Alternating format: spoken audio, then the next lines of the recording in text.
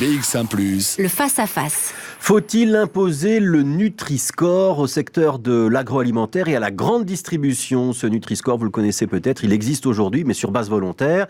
Une pétition demande sa généralisation à travers tout le territoire de l'Union européenne. On va en débattre dans un instant, mais d'abord, Éléonore, 2 petits mots d'explication. Le Nutri-Score, comment ça marche ? Qui se charge de collecter et de vérifier les informations sur la qualité d'un produit ? Alors le principe est assez simple. Nutri-Score, c'est un logo à 5 lettres de A, super bien, à E, à consommer avec modération, associé avec 5 couleurs, du vert foncé au rouge, une façon de présenter rapidement en un coup d'œil les qualités nutritionnelles des produits transformés. On ne parle donc pas de fruits et de légumes, par exemple.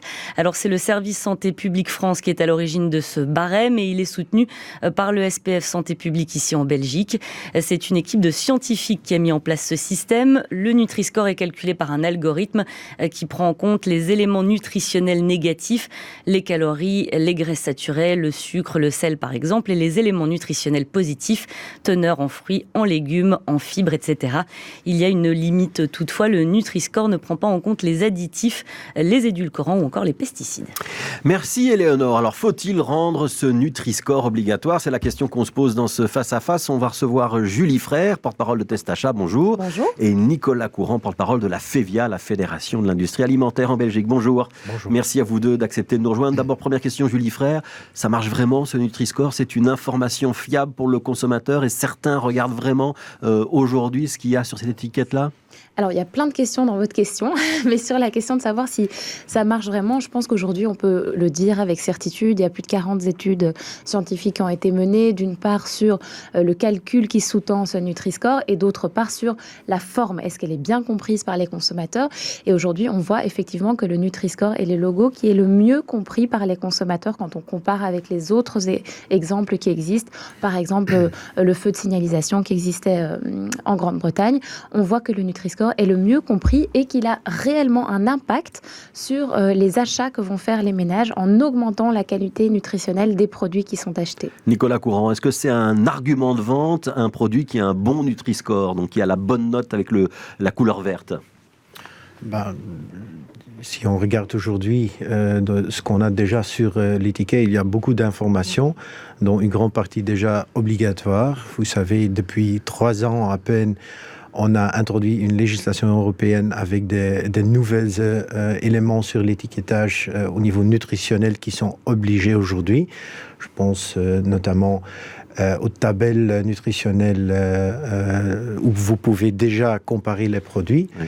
Maintenant, il y a des évolutions comme le Nutri-Score qui sont assez récents et qui évoluent assez vite. L'avantage du Nutri-Score, c'est que ça synthétise toutes les informations avec un pictogramme visuel et une couleur. Donc ça, c'est assez simple. Comme quand on achète une machine à laver, on sait bien que la dépense en énergie, si c'est A, c'est bien, et si c'est E, c'est moins bien. Oui. C'est une bonne information pour le consommateur, quand même. Depuis un certain temps, dans la législation européenne aussi, on avait déjà prévu à côté de tout ce qui est obligatoire, il y avait aussi la possibilité pour les fabricants d'ajouter une information additionnelle un peu simplifiée pour mieux comparer les produits. Aujourd'hui, est-ce qu'on sait combien de professionnels, combien d'entreprises en Belgique dans le secteur de l'agroalimentaire, dans le secteur que vous représentez, ou dans le secteur de la grande distribution, combien d'entreprises appliquent ce Nutri-Score sur base volontaire ? Est-ce que c'est tout le monde ?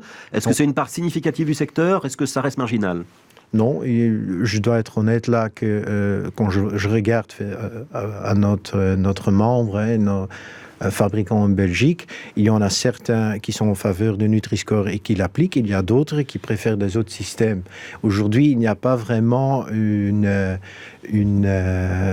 système qui est approuvé par tout le monde. C'est aussi le cas si on regarde dans le paysage européen, dans les différents pays. Il y a certains pays qui sont en faveur de Nutri-Score. Il y a d'autres pays comme l'Italie qui sont pas en faveur. Et c'est aussi le cas dans le monde scientifique. Alors, il y a encore beaucoup de discussions autour du Nutri-Score. Ouais.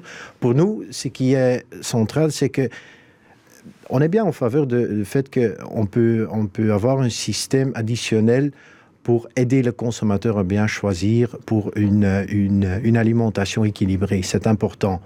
Mais il faut que ça soit un système uniformisé au niveau européen supporté par la communauté scientifique. Et aujourd'hui, il y a quand même pas mal de discussions et ça reste volontaire. Ouais. Alors je vous la sourire. Oui, je souris beaucoup. Ça fait des années que l'industrie alimentaire s'oppose à ce logo. C'était le cas en France aussi. Je pense qu'il a fallu plus ou moins 4 ans de presque guerre avec le secteur pour que ça s'impose au final. On a vu qu'il y a des grands industriels qui au départ s'y opposaient, qui aujourd'hui sont en faveur. On peut citer Nestlé par exemple, qui a décidé maintenant d'apposer le Nutri-Score sur ses produits, alors qu'au départ ils avaient créé un autre logo qui leur était plus favorable, qui était moins étayé scientifiquement. Je pense qu'aujourd'hui dire qu'il y a encore beaucoup de discussions sur le Nutri-Score, ce n'est pas correct. On est arrivé aujourd'hui à un large consensus sur le Nutri-Score. Par contre, ce qu'on peut certainement dire, c'est qu'il y a des améliorations à apporter. Il y a une adaptabilité d'ailleurs du Nutri-Score qui est prévue et on l'a mentionné en ouvrant le sujet. Par exemple, les édulcorants ne sont pas pris en compte dans le Nutri-Score. Il faudrait qu'il le soit. Point d'amélioration. Ouais. Il y a une pétition qui demande la généralisation à l'ensemble de l'Union européenne. Vous soutenez cette pétition à Testachat ? Alors non seulement on la soutient, mais on est à l'initiative de cette pétition avec 6 autres organisations de consommateurs. Et pourquoi ? Parce que en réalité, aujourd'hui, vous en avez parlé, il n'y a pas suffisamment de fabricants et de distributeurs qui apposent ce logo sur leurs produits parce que le système est volontaire. La Belgique ne peut tout simplement pas le rendre obligatoire parce que c'est une réglementation européenne qui doit être modifiée pour cela. Et donc aujourd'hui, on voit certains le font, d'autres ne le font pas. Certains le mettent directement sur l'emballage, d'autres permettent de simplement le scanner avec une application. Et donc on perd totalement l'efficacité du Nutri-Score parce que le Nutri-Score, il est efficace quand on va en supermarché et qu'en un clin d'œil, en un coup d'œil, on peut faire le choix le plus sain, ou en tout cas le choix en pleine connaissance de cause. Et donc pour qu'il fonctionne, il faut qu'il soit apposé sur tous les produits et c'est pour ça que nous avons lancé cette pétition au niveau européen. Nicolas Courant, pourquoi est-ce qu'on est réticent sur le Nutri-Score dans l'industrie agroalimentaire ?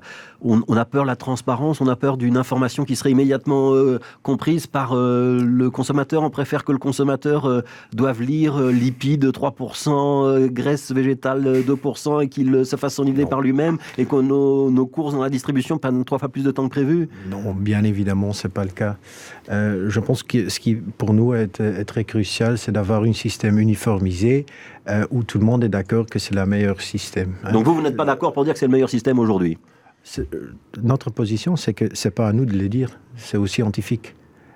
C'est aux scientifiques et c'est la communauté scientifique et au niveau européen qu'il faut prendre la décision. Ouais. Pourquoi est-ce qu'il y a des industriels pourquoi est-ce qu'il y a des industriels et des marques de grande distribution, je pense on va dire le nom Deleuze par exemple le fait, pourquoi est-ce qu'il y en a qui le font et d'autres qui ne le font pas ? Ceux qui le font, c'est bien qu'ils sont d'accord avec le principe alors ?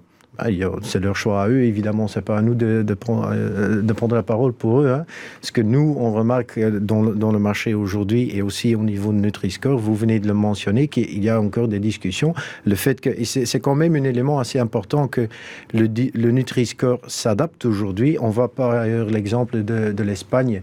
L'Espagne a annoncé qu'ils veulent introduire le Nutri-Score, mais ils n'étaient pas d'accord avec une chose, que le Nutri-Score donnait un label rouge à leur huile d'olive. Alors, le Nutri-Score, ils ont adapté... C'était pas rouge, c'était D, c'est devenu C. D, c'est devenu C, en effet. Mais ils ont adapté l'algorithme. C'est quand même un élément assez... Le Nutri-Score est capable aussi de s'adapter, parce qu'il faut évidemment... Absolument, mais ça montre aussi que le Nutri-Score n'est pas tout à fait là, qu'il y a encore des tas de particularités nationales, c'est ça que vous nous dites. Des particularités nationales, il y a des tas de questions autour. Alors, ce que nous, on dit aujourd'hui, c'est il faut voir le contexte. Ça évolue extrêmement rapide. Je sais qu'on a l'impression que ça prend du temps, mais c'est de nouveau 3 ans à peine. On a introduit au niveau européen une législation nouveau obligatoire. On a revu l'étiquette nutritionnelle. Ça demande aussi beaucoup aux fabricants de changer leur système d'étiquetage. Ça coûte vraiment beaucoup d'argent de changer l'étiquette ou la mention sur l'emballage d'un produit. Ça demande des efforts additionnels, changeant son système, par exemple. Un élément qui est très important pour nous, c'est que beaucoup de nos fabricants, ils fabriquent des produits qu'ils exportent en différents pays. Justement, le Nutri-Score, ce serait bien utile dans toute l'Europe, non ? Si on va évoluer vers un système, nous sommes favorables d'un système uniformisé au niveau européen, tout à fait.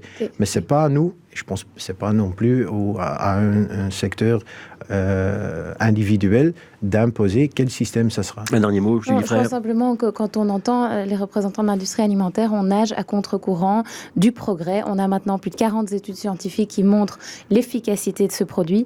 On a une possibilité d'avoir un système uniforme au niveau européen qui est bien compris par les consommateurs. Maintenant, il faut y aller. Ouais. Si votre pétition marche, ça sera imposé à l'agenda européen. Alors, ce sera c'est pas ça imposé, l'objectif. ça va obliger la Commission européenne Ouais, à se saisir du dossier, mais il faut déjà savoir que la commissaire désignée pour le moment a annoncé qu'elle était favorable à un étiquetage nutritionnel harmonisé au niveau européen. Et si ça devient obligatoire, les entreprises n'auront pas le choix, elles l'appliqueront, Nicolas Courant?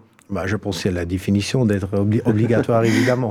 Nicolas Courant, porte-parole de la FEVIA, la Fédération belge des entreprises de l'agroalimentaire. Julie Frère, porte-parole de Testachat. Merci d'avoir été avec nous dans ce face-à-face.